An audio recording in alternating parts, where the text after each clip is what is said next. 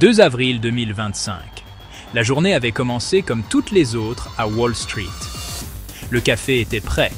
Les traders se préparaient pour ce qui semblait être une journée normale.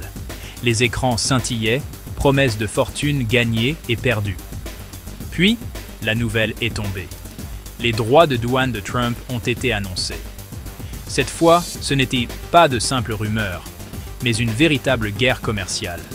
Le Dow Jones a chuté presque instantanément. Le S&P 500 s'est effondré. Le Nasdaq, décimé au point d'être méconnaissable. Près de 2 billions de dollars se sont envolés, évaporés en quelques heures seulement. Ce n'était pas une simple baisse, une correction, ni même un crack. C'était bien pire. C'était une véritable crise cardiaque financière. Les chiffres étaient stupéfiants et sans précédent. Le Dow Jones, baromètre de l'industrie américaine, a perdu près de 4% de sa valeur. Une baisse sans précédent depuis les jours sombres de 2020. Le Nasdaq, à forte composante technologique, berceau des titans de la Silicon Valley, a subi un sort encore plus funeste, s'effondrant de près de 6%. C'était un bain de sang d'une ampleur épique. La panique a envahi les salles de marché, se propageant comme une traînée de poudre. Les ordres de vente ont dépassé les ordres d'achat, provoquant une cascade de pertes. La main invisible du marché, habituellement une force directrice, s'était transformée en un point qui mettait les investisseurs à genoux. Lorsque la cloche de clôture a sonné, le mal était fait. Le marché était en ruine. Les blessés gisaient dispersés sur le champ de bataille financier, le visage marqué par l'incrédulité. Les fonds de pension, les comptes de retraite et les portefeuilles des Américains ordinaires ont été directement touchés. La peur était palpable et généralisée. Était-ce le début de la fin? La question était dans l'air. Le plus long marché haussier de l'histoire avait-il finalement rendu son dernier souffle? L'incertitude était accablante. Alors que le soleil se couchait sur Wall Street, la seule certitude était l'incertitude. L'avenir était un point d'interrogation. Le monde retenait son souffle, se préparant aux répliques. Personne ne pouvait prédire ce qui allait se passer ensuite. L'architecte de ce tremblement de terre financier, nul autre que l'ancien président Donald J. Trump, un personnage dont la politique a toujours été un paratonnerre à controverse. De retour dans le bureau ovale après une pause de 4 ans, il semblait déterminé à rattraper le temps perdu, à faire avancer son programme avec une vigueur renouvelée et une volonté inflexible. Son arme de prédilection? Les droits de douane, un outil qu'il maniait avec précision et agressivité. Il ne s'agissait pas de droits de douane à l'importation ordinaire. Il s'agissait de droits de douane choc et effroi destinés à mettre à genoux les partenaires commerciaux de l'Amérique sans laisser de place à la négociation. La Chine, suspect habituel dans les diatribes commerciales de Trump, était de nouveau dans le collimateur, frappé de droits de douane de 34% sur un large éventail de marchandises, de l'électronique au textile. L'Union européenne, depuis longtemps la cible de la colère de Trump, n'a pas non plus été épargnée, frappée d'une taxe de 20% sur ses principales exportations. Même le Vietnam et Taïwan, souvent considérés comme des solutions de rechange à la fabrication chinoise, ont ressenti la piqûre des droits de douane de Trump, perturbant leurs industries naissantes. Le message était clair. L'Amérique d'abord, quel qu'en soit le prix, un cri de ralliement qui a trouvé un écho auprès de sa base. La justification? Le même vieux refrain, protéger les emplois américains, punir les pratiques commerciales déloyales et ramener la fabrication américaine à son ancienne gloire, une promesse qui semblait de plus en plus difficile à tenir. Mais la réalité était bien plus complexe. Les droits de douane de Trump étaient comme une boule de démolition, brisant les chaînes d'approvisionnement mondiales, perturbant les marchés et semant l'incertitude dans le monde entier, mettant les entreprises en difficulté. Les conséquences immédiates étaient indéniables. Une panique financière qui a envoyé des ondes de choc de New York à Hong Kong et au-delà, ébranlant la confiance des investisseurs. Mais les conséquences à long terme? Celles-ci étaient beaucoup plus difficiles à prévoir, un cocktail toxique de risques économiques et géopolitiques ayant le potentiel de remodeler l'ordre mondial de façon imprévue. Les secousses du tremblement de terre douanier de Trump ne se sont pas limitées à Wall Street.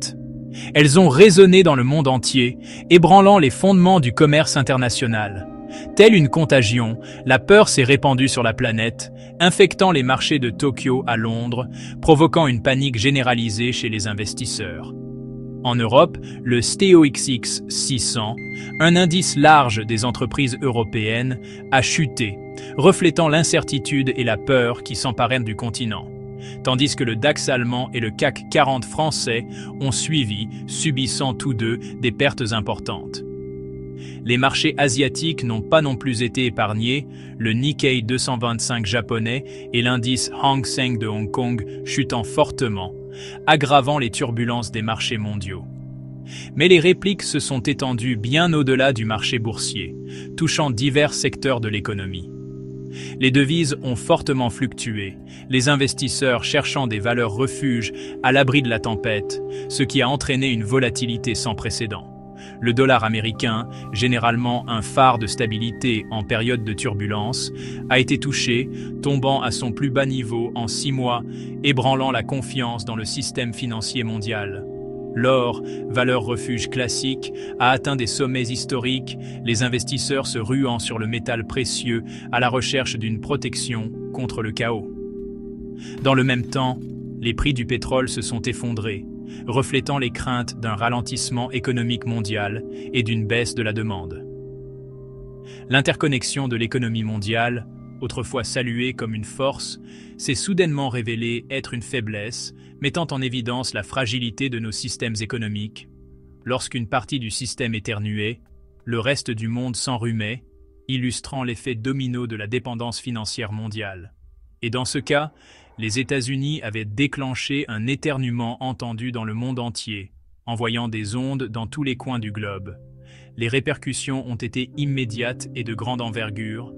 Les entreprises ont gelé leurs plans d'investissement, les consommateurs se sont serrés la ceinture et les gouvernements se sont préparés au pire, se préparant aux retombées économiques potentielles. L'économie mondiale, déjà aux prises avec les effets persistants de la pandémie de Covid-19, était désormais confrontée à une nouvelle menace qui avait le potentiel de défaire des décennies de mondialisation et d'inaugurer une nouvelle ère de protectionnisme et d'incertitude, mettant à l'épreuve la résilience des nations du monde entier. Alors que le marché tremblait, la question se posait.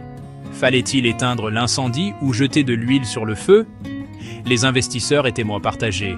Certains cherchaient à minimiser leurs pertes en vendant des actifs dans la panique. D'autres y voyaient une occasion d'acheter des actions à des prix apparemment avantageux. Ces stratégies divergentes créaient un environnement volatile, où des fortunes pouvaient être gagnées ou perdues en un clin d'œil. Le secteur technologique n'a pas été épargné. Des géants comme Apple et Nvidia ont vu leurs cours boursiers s'effondrer. Pendant des années, ces entreprises avaient été les chouchous de Wall Street, mais elles étaient maintenant prises entre deux feux. Les analystes se demandaient s'il s'agissait d'un revers temporaire ou d'un signe de problème plus profond dans le secteur technologique. La confiance autrefois inébranlable dans les valeurs technologiques était désormais mise à l'épreuve. Le krach n'a pas seulement secoué les investisseurs, il a également envoyé des ondes de choc dans le paysage politique.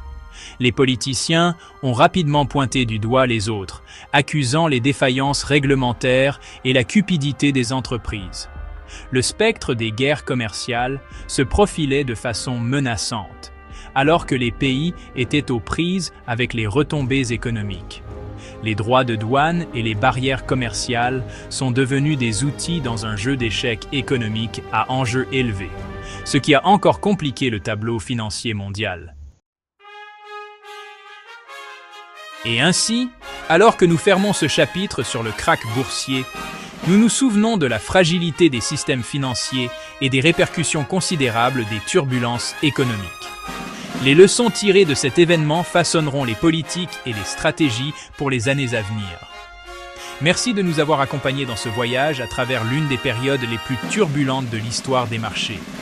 Restez informés et investissez judicieusement jusqu'à la prochaine fois.